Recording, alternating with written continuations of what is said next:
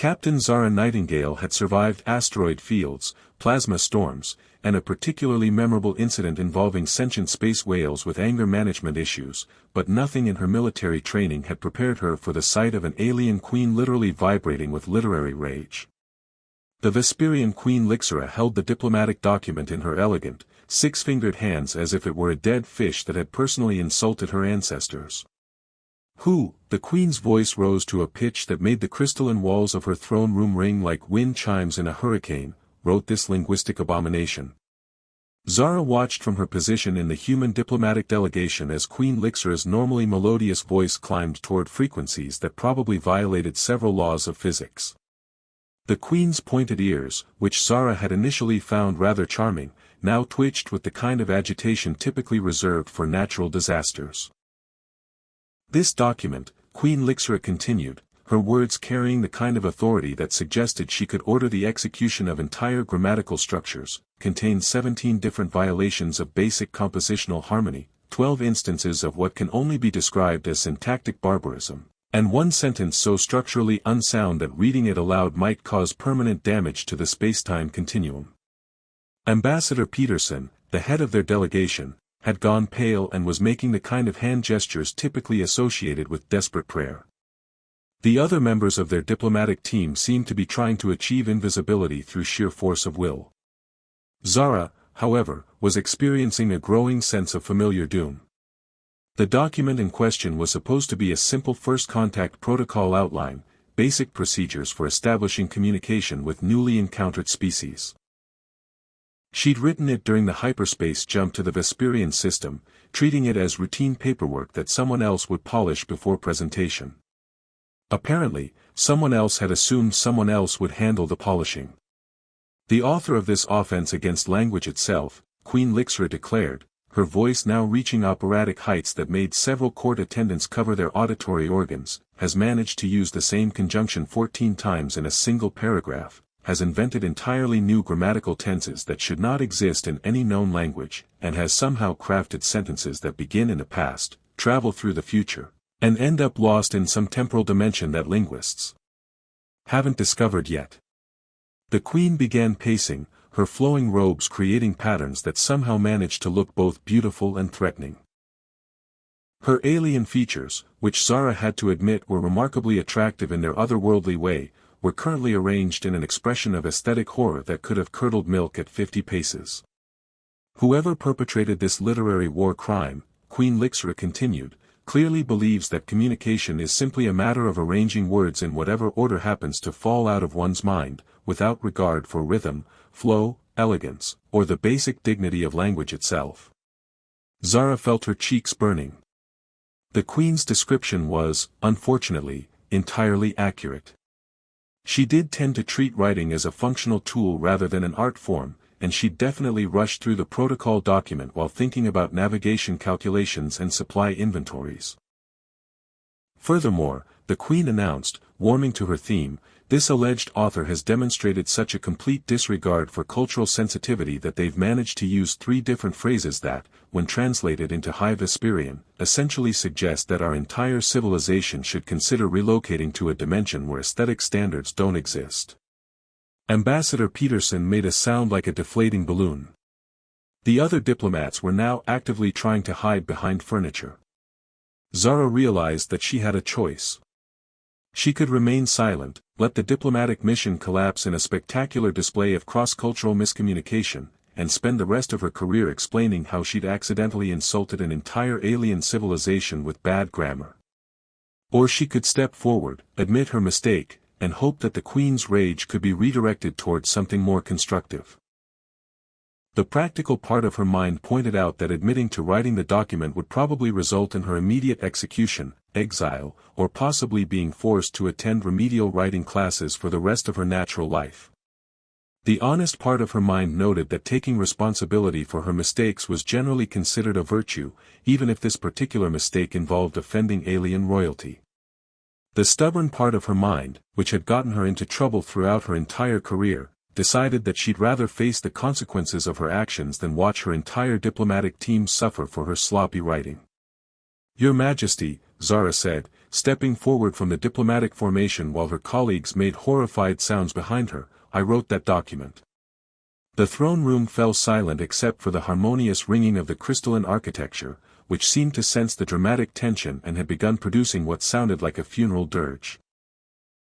Queen Lixra turned to stare at Zara with an expression that suggested she was trying to determine whether this human was brave, stupid, or possibly both. "You," the queen said slowly, her voice dropping from operatic rage to something that sounded like dangerous curiosity, "admit to authoring this monument to linguistic chaos?" "Yes, Your Majesty," Zara replied, trying to project confidence while internally calculating her chances of surviving the next 5 minutes. "I wrote it during our journey here. I realize now that it doesn't meet your cultural standards for communication." Queen Lixra approached Zara with the fluid grace that seemed characteristic of her species, moving like poetry in motion despite her obvious anger. Up close, the queen was even more striking than she'd appeared from a distance, with features that combined alien elegance with an intelligence that seemed to evaluate everything from multiple aesthetic angles simultaneously. "Cultural standards," the queen repeated, her tone suggesting that Zara had significantly understated the magnitude of her offense. "Captain Nightingale, is it? Your document doesn't simply fail to meet our cultural standards, it exists in active opposition to the very concept of standards." "I apologize, Your Majesty. I'm primarily a military officer, not a writer. I approach communication from a functional perspective rather than an artistic one." "Functional," Queen Lixra mused, circling Zara like a predator examining particularly interesting prey. "You treat language as a mere tool." "Well, yes, Your Majesty. Communication is about conveying information efficiently and clearly." The queen stopped circling and fixed Zara with a stare that seemed to see right through her. "Captain Nightingale, do you have any appreciation for beauty?" The question caught Zara off guard. Yes, Your Majesty. I think so. I appreciate the beauty of a well-executed maneuver, or a perfectly calculated hyperspace jump, or a sunset. Music. Art. Literature. Zara felt like she was being tested, though she wasn't sure what the correct answers might be. "I enjoy those things, Your Majesty, but I don't pretend to understand them the way artists do." Queen Lixra nodded slowly, as if Zara's answer confirmed something she'd suspected. Honesty. How refreshingly unusual in a diplomat. Ambassador Peterson chose that moment to step forward, his face still pale but his diplomatic training finally overriding his terror. "Your Majesty, Captain Nightingale's writing may not meet your aesthetic standards, but she's one of our most accomplished officers. Her record of service."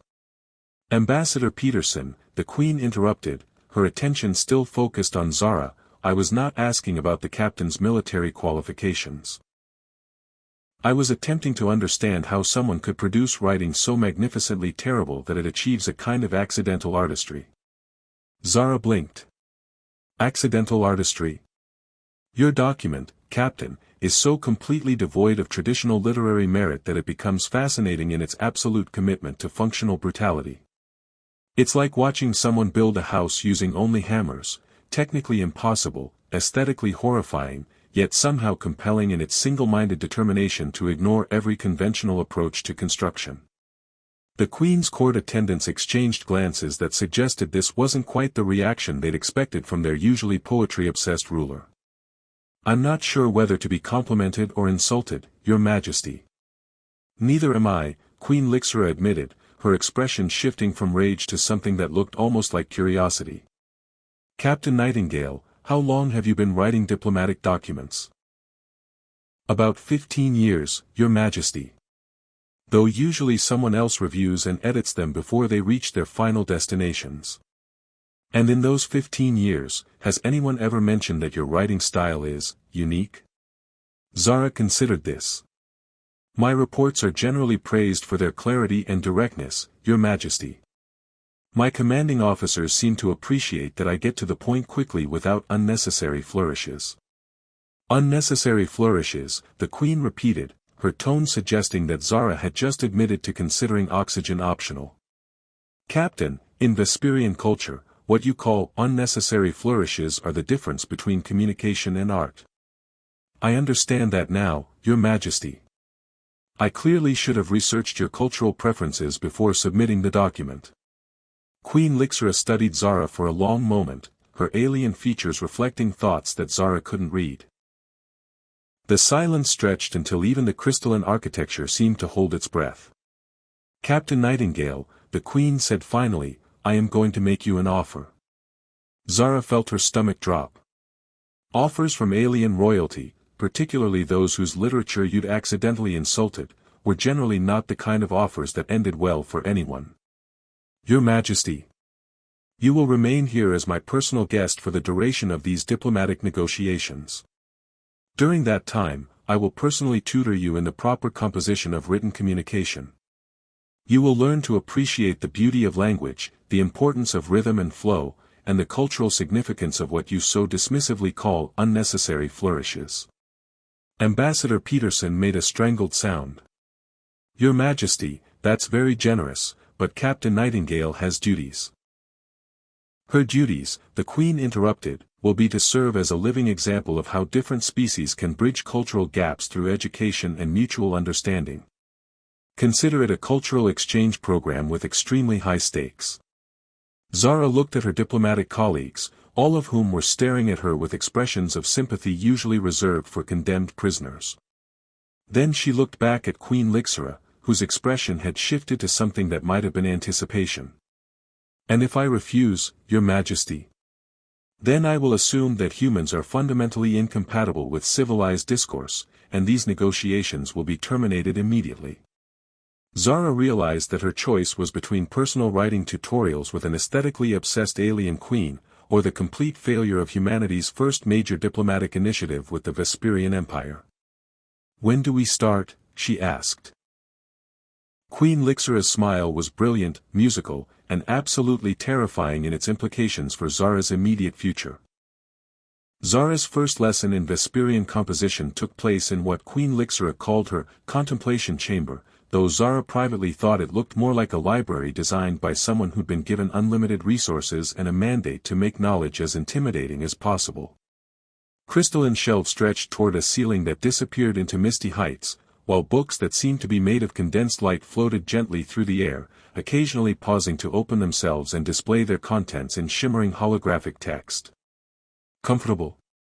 Queen Lixera asked, settling herself gracefully into a chair that had apparently been grown rather than manufactured, its organic curves adapting to support her alien physiology perfectly. Zara looked at her own chair, which seemed determined to contort her human anatomy into positions that her spine wasn't designed to accommodate. Quite comfortable, Your Majesty. You're lying, the Queen observed with what sounded like approval. But you're doing it diplomatically, which suggests you're capable of learning social refinement. There's hope for you yet.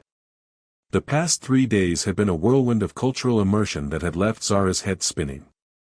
She'd been assigned luxurious quarters that responded to her emotional state by changing color and playing what the Vesperians considered harmonious background melodies, but which sounded to Zara like an orchestra of wind chimes having philosophical disagreements. Her meals were served by attendants who treated food preparation as performance art, and every conversation required navigating cultural protocols that seemed designed to turn simple exchanges into elaborate verbal ballets.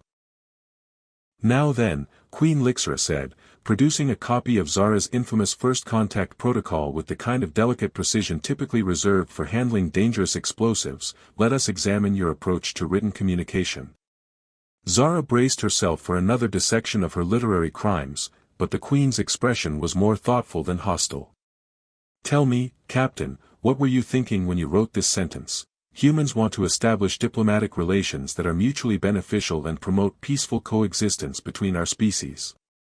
I was trying to express our sincere interest in building a positive relationship with your people, Your Majesty. I see. And you believe that this arrangement of words would convey that sentiment effectively? Zara studied the sentence, trying to see it from an alien perspective.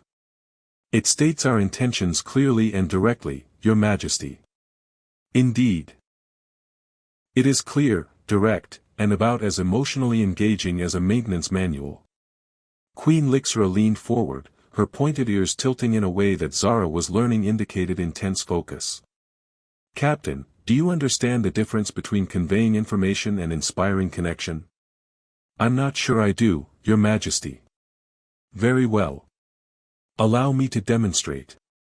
The Queen cleared her throat and began to recite. Across the vast darkness between stars, two peoples reached toward each other with hands extended in friendship, hearts open to the possibility of shared tomorrows, souls yearning to discover in the other the reflection of their own deepest hopes for harmony among the children of the cosmos. The words seemed to resonate through the chamber, creating harmonies that made Zara's chest tighten with unexpected emotion. Even the floating books paused in their aerial dance, as if listening. That, Queen Lixera said quietly, expresses the same sentiment as your sentence. Which version makes you more inclined to trust the speaker? Zara had to admit the Queen's version was significantly more compelling. Yours does, Your Majesty.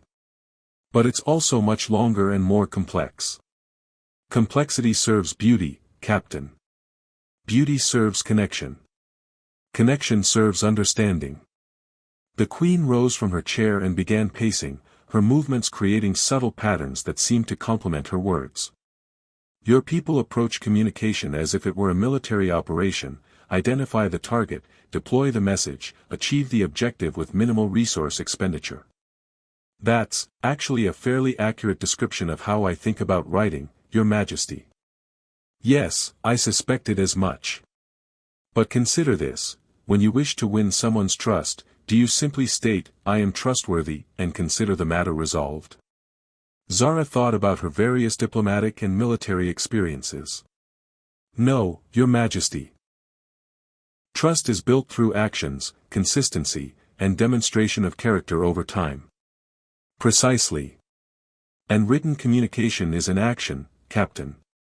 Every word you choose, every rhythm you create, every image you invoke is a demonstration of your character, your intelligence, your respect for your reader, and your commitment to the relationship you're trying to build.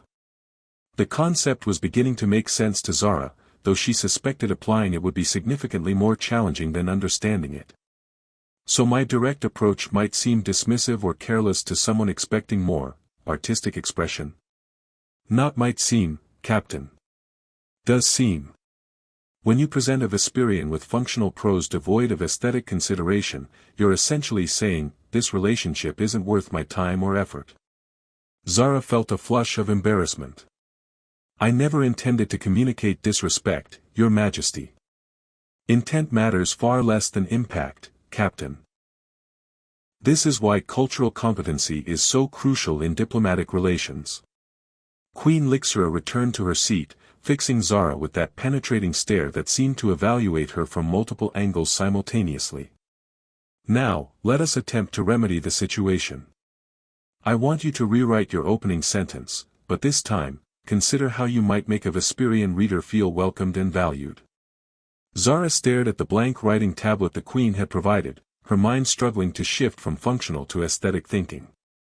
After several minutes of false starts, she managed. The human species extends its friendship to the noble Vesperian people, hoping to build a relationship based on mutual respect and shared exploration of the wonders the universe offers to those wise enough to seek understanding together. Queen Lixera read the sentence silently, her expression unreadable. Better, she said finally. You've made an effort to acknowledge our nobility and wisdom, which shows cultural awareness. The reference to wonders the universe offers demonstrates some appreciation for beauty and discovery. However, the sentence structure is still fundamentally utilitarian. You've added decorative elements to a basic framework, like hanging ornaments on a military vehicle. The underlying architecture remains unchanged. Zara studied her rewritten sentence, trying to identify what the Queen meant. I'm not sure I understand how to change the underlying architecture, Your Majesty. That will come with practice. For now, let us focus on rhythm and flow. The Queen stood and began walking in a slow circle around Zara's chair. Read your sentence aloud, but pay attention to how it sounds, not just what it means. Zara complied, immediately noticing how clumsy the words felt in her mouth. It sounds awkward when I speak it, Your Majesty. Exactly. Good writing should flow like music, Captain. Each word should lead naturally to the next, creating a rhythm that carries the reader forward rather than forcing them to stumble through obstacles. Over the next 2 hours, Queen Lixera guided Zara through exercises in rhythm, word choice, and what she called emotional architecture. It was unlike any training Zara had ever experienced, requiring her to think about language as a living thing with its own personality and preferences. You're improving, the Queen observed as they concluded the session. Your latest attempt actually achieved moments of genuine elegance. Thank you, Your Majesty. Though I have to admit, this is much more difficult than I expected. The best skills usually are. Queen Lixera's smile was warmer than her previous expressions, suggesting that Zara's efforts were being appreciated. Tell me, Captain, what do you think of our sessions so far? They're challenging, Your Majesty, but I'm beginning to understand why written communication is considered an art form in your culture. There's definitely more depth to this than I initially realized. And what do you think of me as a teacher? The question caught Zara off guard. It seemed more personal than their previous exchanges, and she found herself studying the Queen's alien features for clues about the expected response. You're very knowledgeable, Your Majesty. And patient with someone whose approach to language is so different from your cultural norms. That's a diplomatic answer, Captain. I was hoping for an honest one. Zara considered this, realizing that the Queen seemed to value directness despite her commitment to elaborate expression. Honestly, Your Majesty. You're nothing like what I expected from an alien ruler.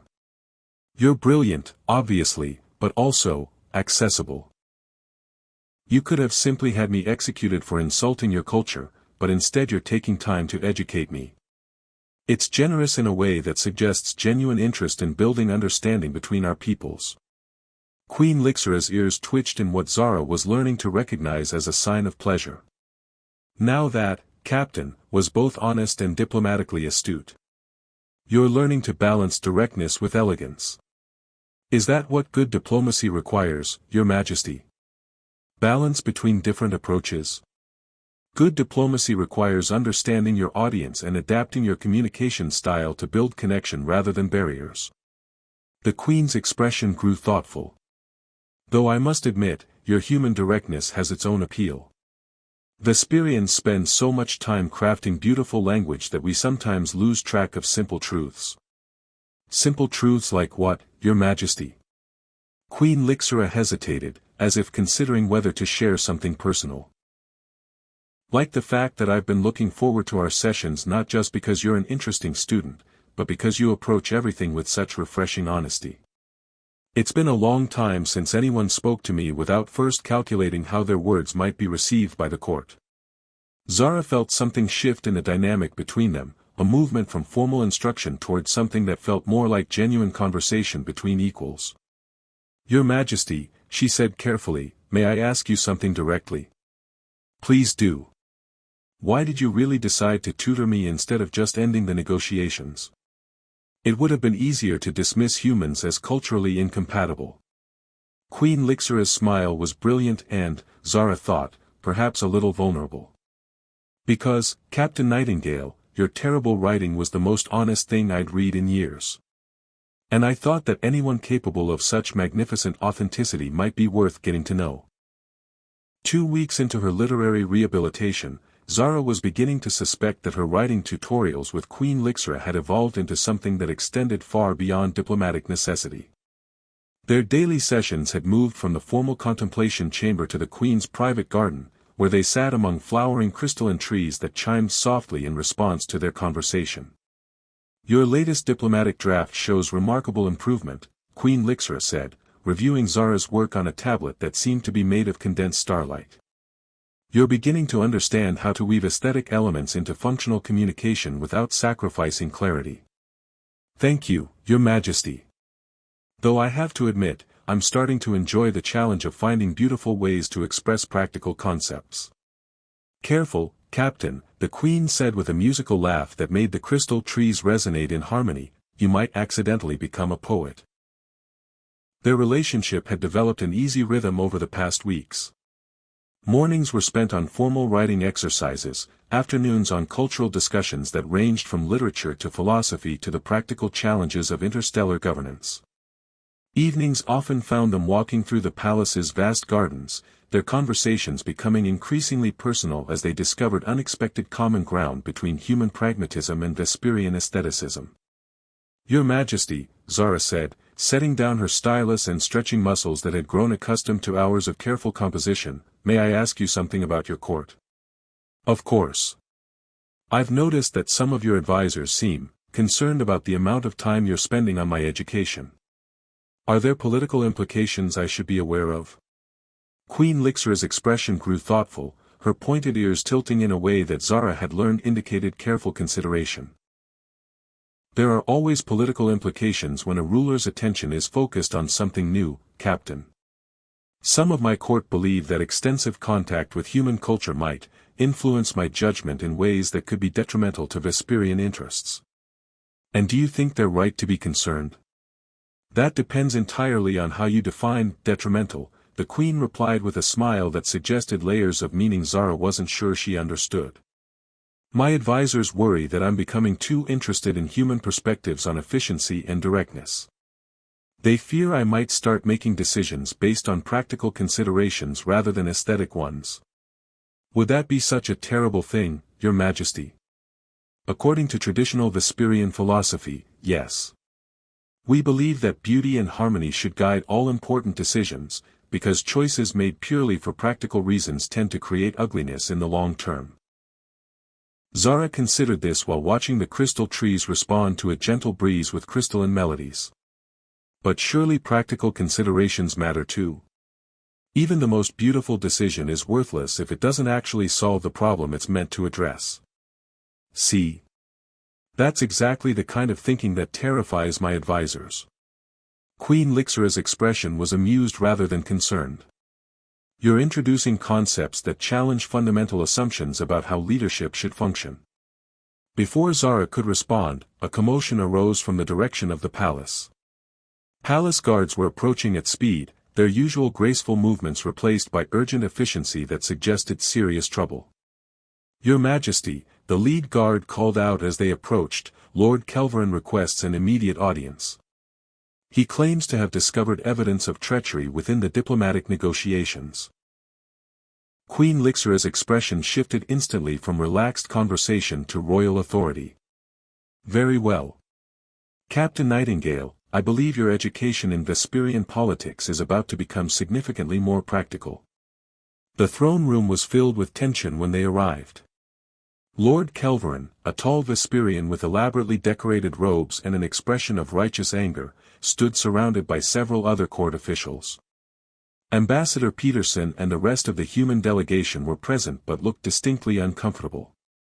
"Your Majesty," Lord Kelverin began, his voice carrying the kind of formal cadence that suggested prepared remarks, "I bring disturbing news about the true nature of these diplomatic negotiations." "Speak," Queen Lixra commanded, taking her throne with the fluid grace that made every movement look like choreographed poetry. "I have discovered that the human delegation has been deliberately presenting inferior written communications to test our cultural responses. Their crude documents are not the result of ignorance or incompetence, but calculated insults designed to evaluate our weaknesses." Zara felt her stomach drop. This was definitely not going in a direction that would end well for anyone. "Furthermore," Lord Kelverin continued, "I have evidence that Captain Nightingale's supposed education in our communication arts is actually a sophisticated intelligence-gathering operation designed to understand how we can be manipulated through appeals to our aesthetic sensibilities." Ambassador Peterson stepped forward, his diplomatic training finally asserting itself. "Your Majesty, I must protest these accusations. Captain Nightingale's writing tutorials were undertaken at your personal request, and our delegation has been entirely forthcoming about." "With respect, Ambassador," Lord Kelverin interrupted, "how do we know that your honesty itself isn't simply another layer of deception? Humans are known for their strategic thinking and military cunning." Queen Lixra raised her hand for silence, her expression unreadable. "Lord Kelverin, these are serious accusations. What evidence do you present to support them? I have here, Kelverin produced a data tablet, communications between Captain Nightingale and her superiors that discussed the strategic value of understanding Vesperian aesthetic vulnerabilities and how this knowledge might be used to influence future negotiations in humanity's favor. Zara stared at the tablet in confusion. She'd sent regular reports to her commanding officers, but they'd been routine diplomatic updates focusing on cultural observations that might be useful for future human-Vesperian interactions.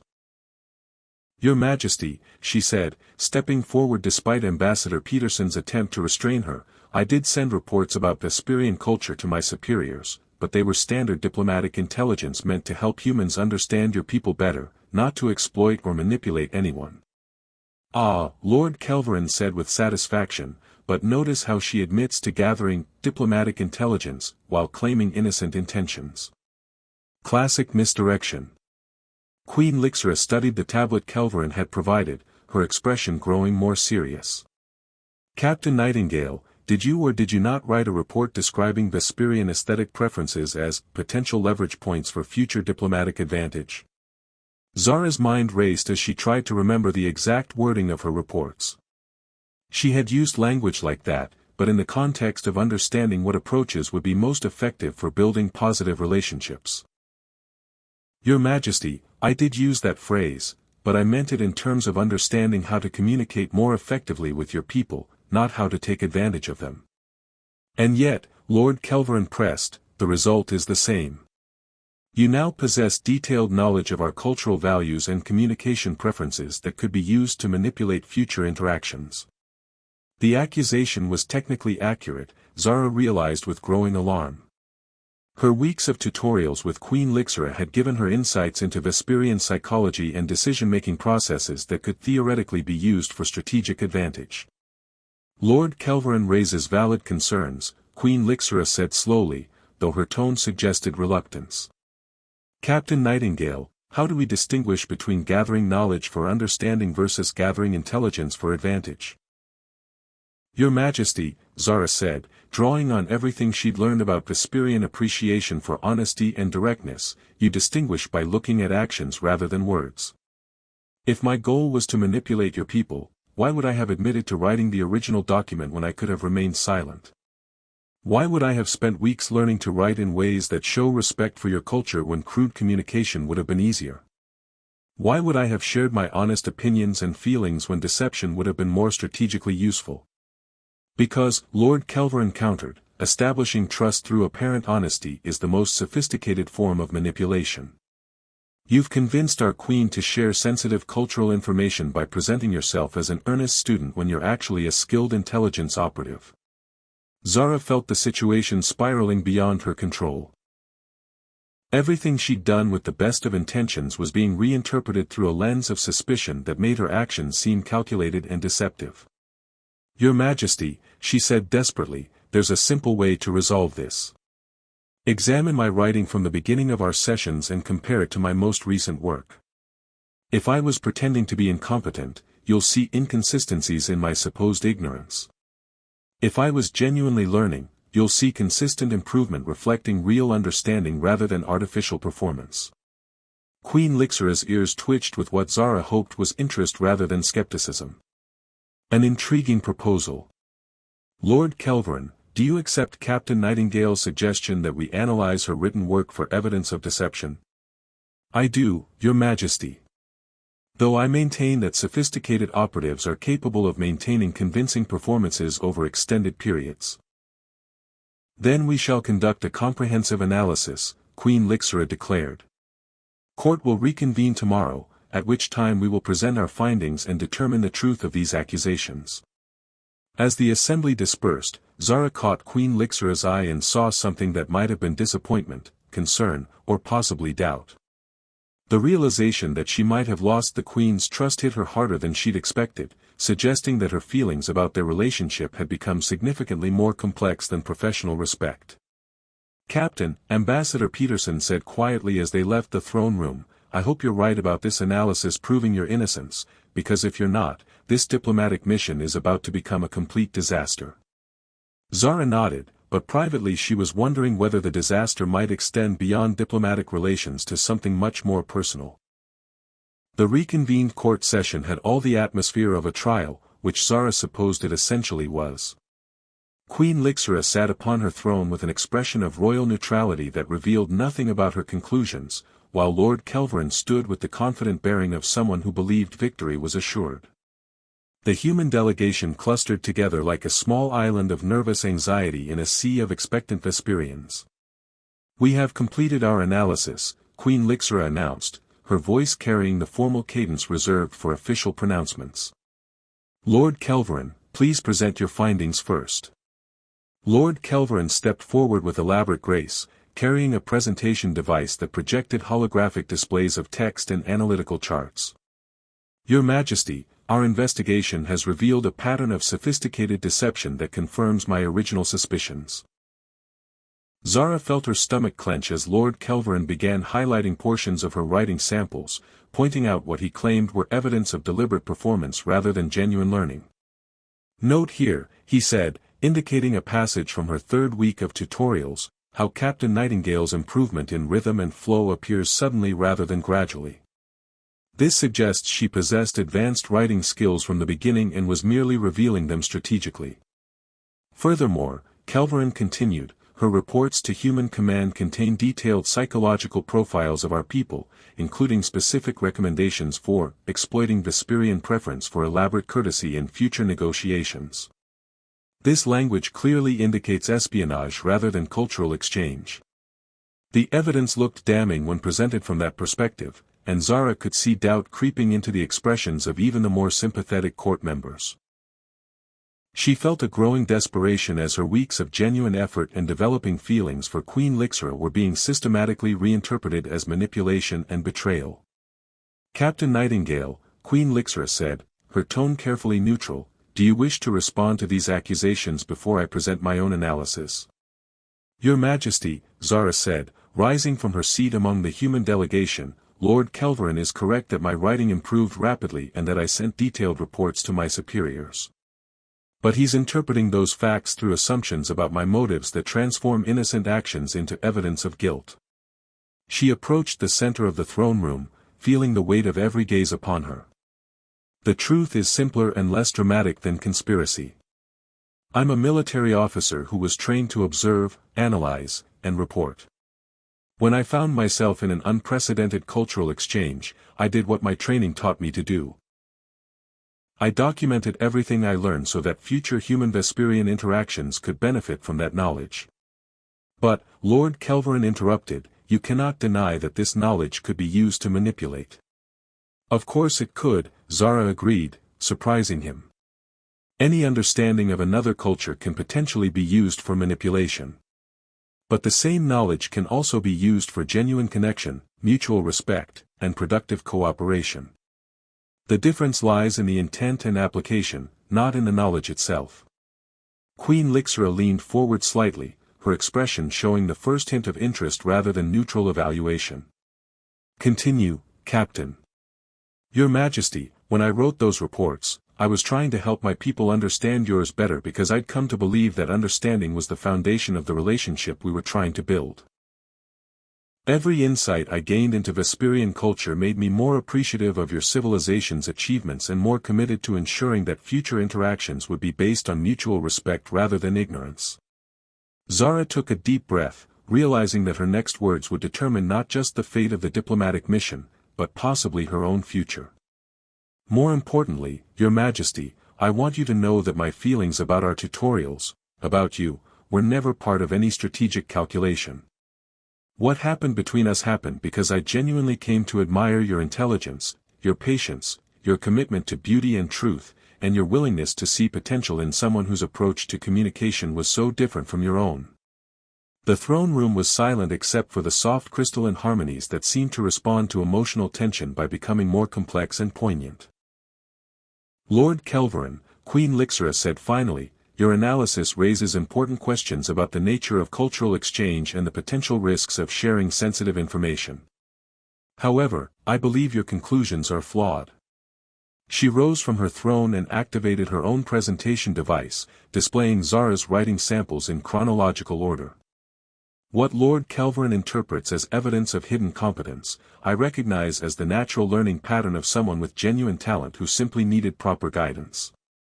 Captain Nightingale's improvement appears sudden because humans, when properly motivated, can adapt to new communication styles with remarkable speed. The Queen highlighted specific examples from Zara's work, demonstrating how her errors evolved consistently from fundamental misunderstandings to increasingly sophisticated attempts at aesthetic integration. Furthermore, Queen Lixra continued, I have been in constant contact with Captain Nightingale throughout this process. I have observed her reactions, her struggles, her moments of breakthrough and frustration. These are not the responses of someone maintaining a performance, they are the authentic expressions of someone genuinely engaged in learning. Lord Kelvin shifted uncomfortably, his confidence beginning to show cracks. Your Majesty, with respect, personal feelings may be clouding your analytical judgment. Indeed they may, Queen Lixra acknowledged with a slight smile. But personal feelings, when honestly examined, can also provide insights that pure analysis might miss. She turned to address the full court. We face a fundamental question about the nature of diplomatic relations. Do we approach other species with suspicion, interpreting every action through the lens of potential threat? Or do we approach them with cautious optimism, seeking to build understanding while maintaining appropriate vigilance? Your Majesty, Lord Kelvin protested, caution is wisdom when dealing with unknown species. Caution is wisdom, the Queen agreed. But paranoia is not. And Lord Kelvin, I believe your accusations stem more from paranoia than legitimate caution. She activated another display, this one showing communication intercepts that made Lord Kelvin visibly pale. You see, while you were investigating Captain Nightingale's supposed deception, I was investigating the source of your suspicions. I discovered that you have been in contact with the hegemony faction, who oppose any alliance with humans because they fear human military capabilities might threaten Vesperian independence. Your Majesty, You have been deliberately sabotaging these negotiations by creating the very mistrust and suspicion you claim to be protecting us from. Your accusations against Captain Nightingale are projection, you assume she must be engaged in deception because that is precisely what you have been doing. The revelation sent ripples of shock through the assembled court. Lord Kelvin's elaborate composure crumbled as he realized his conspiracy had been exposed. Furthermore, Queen Lixra continued, your sabotage has actually proven the value of human Vesperian cooperation. Captain Nightingale's direct approach to investigation, combined with our cultural understanding of court politics, enabled us to uncover your deception far more efficiently than either of our methods could have achieved alone. Zara felt a surge of relief mixed with admiration for the Queen's tactical brilliance. By turning the investigation into a demonstration of cross-cultural cooperation, she not only cleared Zara of suspicion but created a powerful argument for the diplomatic alliance they were trying to establish. Lord Kelvin, the Queen said, her voice carrying the full weight of royal authority, you will be exiled from court pending a full investigation of your contacts with anti-alliance factions. Your actions have endangered both Vesperian security and our relationship with a potentially valuable ally. As guards moved to escort the disgraced lord from the throne room, Queen Lixra turned back to Zara. Captain Nightingale, I apologize for the necessity of this investigation and for any doubt it may have cast upon your integrity. Your honesty and dedication to genuine understanding have been vindicated. Thank you, Your Majesty, Zara replied, feeling emotional relief she hadn't expected. Though I have to admit, I'm impressed by your investigative methods. You managed to solve the real problem while making it look like I was helping. We solved the real problem, the Queen corrected gently. Your insistence on direct honesty provided the foundation for trust that made cooperation possible. Ambassador Peterson stepped forward, his diplomatic instincts finally seeing an opportunity. Your Majesty, does this mean the negotiations can proceed? More than that, Queen Lixra replied. This experience has demonstrated the practical value of combining human and Vesperian approaches to problem solving. I propose we formalize Captain Nightingale's role as a cultural liaison, creating a permanent position that bridges our different communication styles. Zara felt her heart skip as she realized what the Queen was suggesting. Your Majesty, are you offering me a permanent position with the Vesperian court? I'm offering you the opportunity to continue learning, teaching, and building bridges between our peoples, Queen Lixra said, her expression warm with possibilities. That is, if you're interested in expanding your education in Vesperian culture indefinitely. Zara looked at the alien queen who had transformed from offended royalty to demanding teacher to trusted partner, and realized that her accidental diplomatic career had led her to exactly where she belonged. Your Majesty, she said with a smile that felt like coming home, I would be honored to continue my studies. Excellent, Queen Lixra replied, her own smile brilliant with joy and anticipation. Though I should warn you, advanced courses in Vesperian cultural integration can be quite intensive. I'm looking forward to the challenge, Zara said, and meant it completely. As the court dispersed and the diplomatic crisis resolved into celebration, Zara realized that her journey from accidentally offensive military officer to interstellar cultural bridge had taught her something important about communication, trust, and the unexpected places where understanding could bloom. Sometimes the best relationships began with the worst first impressions, and sometimes the most beautiful connections grew from the most unlikely soil.